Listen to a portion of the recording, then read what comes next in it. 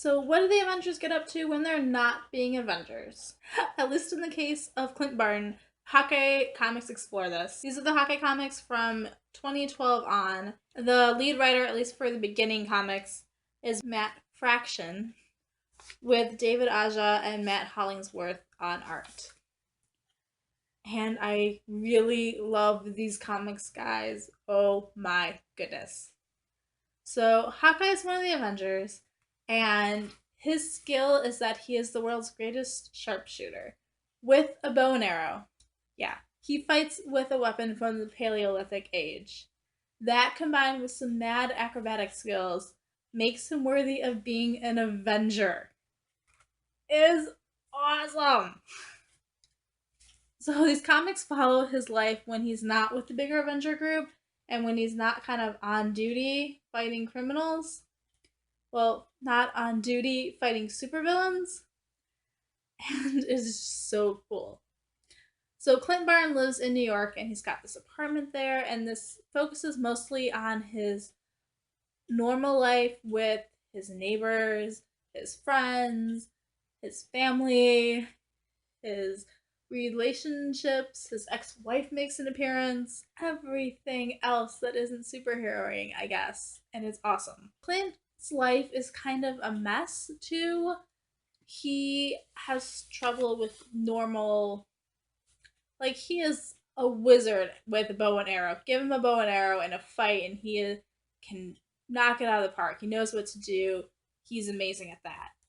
But when it comes to dealing with women or friendships, that kind of stuff is less easy for him. And stuff like paying bills is kind of like he has the money, but just getting them done on time is maybe not his forte. His comics also feature Kate Bishop, who is also Hawkeye, and she is one of the Young Avengers. Clint is mentoring her and teaching her how to be a better marksman, how to be an Avenger. But Kate also kind of is way better at the relationship things. So she's also sort of helping Clint. It's like the fact that it goes both ways, this mentoring thing. And she's his best friend and has no problem making fun of him. And the third main character in here is Pizza Dog, or Lucky or Arrow, and this is Clint's dog.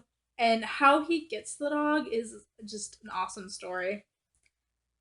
And the dog is pretty kick-ass too. Like, it's got some fighting skills in it also. So in these comics, we have Clint who doesn't have super healing abilities or a suit to protect him.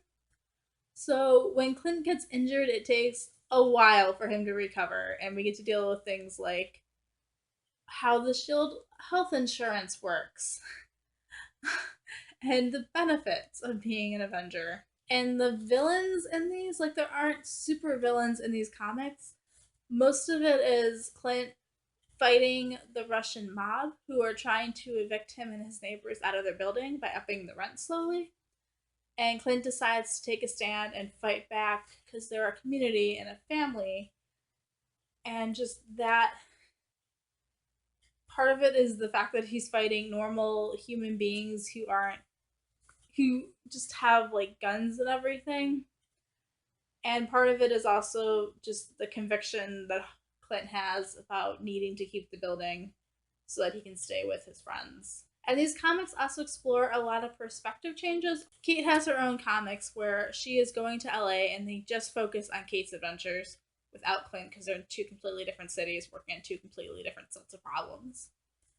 And then there's even one comic that follows Pizza Dog around, and we get to see everything through the dog's perspective, like how it sounds when humans talk, and what part of the fight is the dog actually registering. And it's an awesome comic. I love that comic. And there's another comic where Clint loses his hearing, and so there's a lot of empty speech bubbles where you can't. There's talking going on, but you don't know what they're saying. And also Clint trying to communicate through sign language. The thing I love about these comics most is probably the art.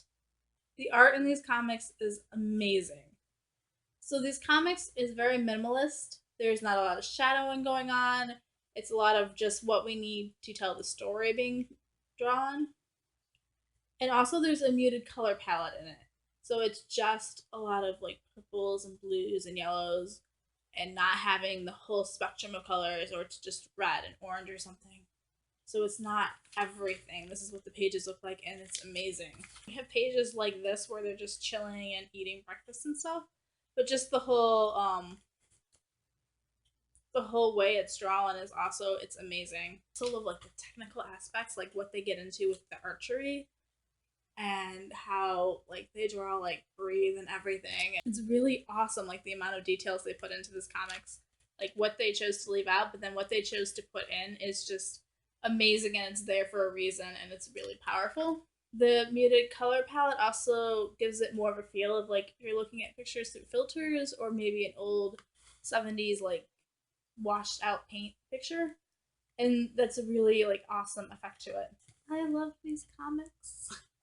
So this is definitely a 5 out of 5 stars. I love these. I have already like read them and started going back and rereading them. So they're just that awesome, and the art is just amazing. So definitely check these comics out for sure. I love them, and I love you guys. So peace out and bye.